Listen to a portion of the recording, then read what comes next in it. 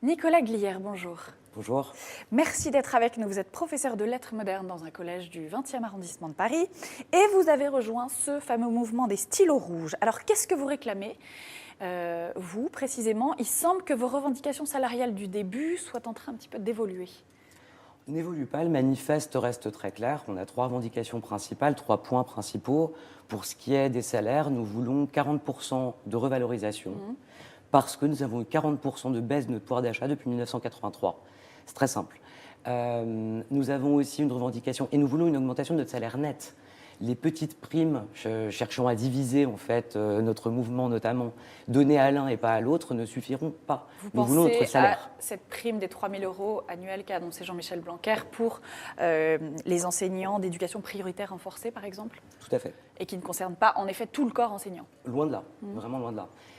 Nous avons des demandes, des exigences pour ce qui concerne le nombre d'élèves par classe. Nous estimons que 24 élèves par classe, voire 19 dans les ZEP, serait bien mieux pour eux comme pour nous, de bonnes conditions de travail concrètement. Nous voulons l'abolition de la journée de carence immédiate, c'est un impôt. Ça représente l'équivalent, si on a 2 journées d'arrêt maladie, concrètement, ça représente exactement la taxe d'habitation. Donc c'est assez amusant quand même d'aller la supprimer d'une part pour la restaurer en cachette d'autre part. Les entreprises où elle est parfois appliquée à 3 jours de carence dans les entreprises, 70% des salariés bénéficient la journée de carence est compensée pour eux. Ce n'est pas notre cas. On n'a pas cette bienveillance de la part de notre employeur, l'État.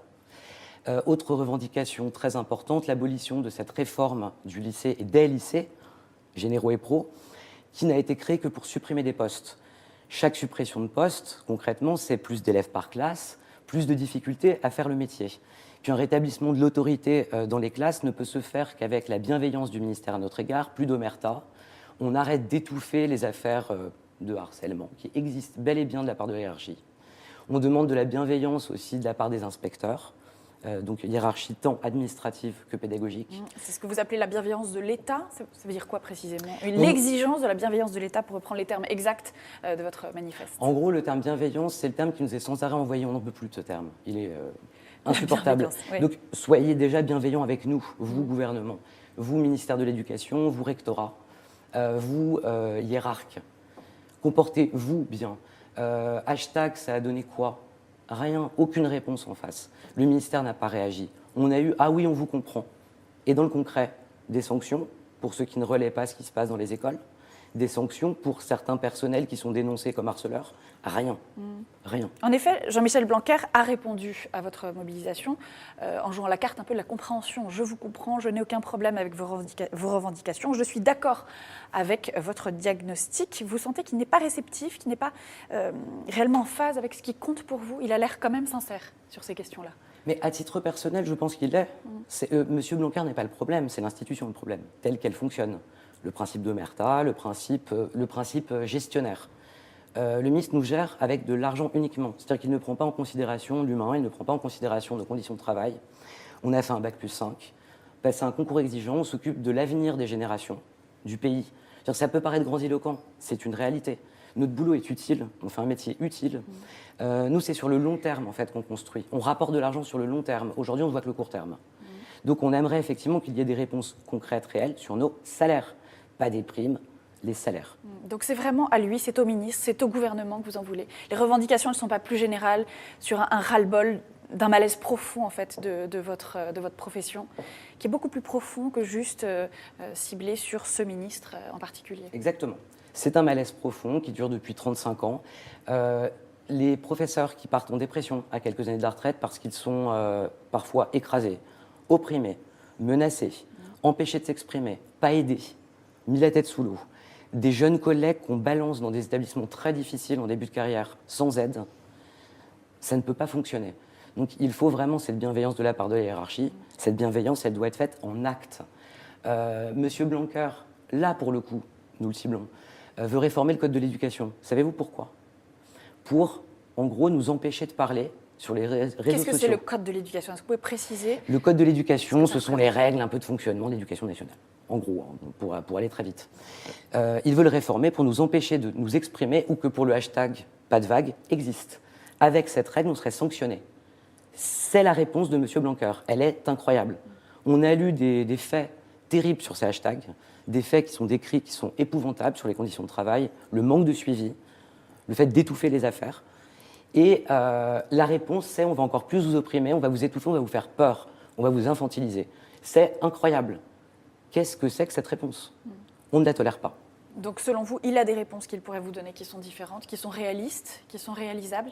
Et le problème ne vient pas uniquement d'années et d'années d'accumulation de problèmes sur cette profession qui tombent sur ce ministre et sur cette période pour vous. Mais ça fait longtemps que ça dure, ce malaise. C'est ça qu'on a du mal à comprendre pourquoi aujourd'hui, ça déborde. Parce que c'est le moment. Est-ce que c'est pas parce que c'est les gilets jaunes qui favorisent voilà, cette remontée peut-être du malaise? Mais bien entendu, on ne va pas se cacher. Bien sûr que leur mouvement a en partie inspiré. Mais nous sommes un mouvement de corps de métier. C'est le malaise enseignant. C'est le malaise des personnels de l'éducation nationale. Je veux dire, on parle aussi des CPE, des surveillants, enfin, tous ces gens qui s'occupent des élèves sur le terrain à longueur de temps et dont on ne s'occupe pas, qu'on n'écoute pas.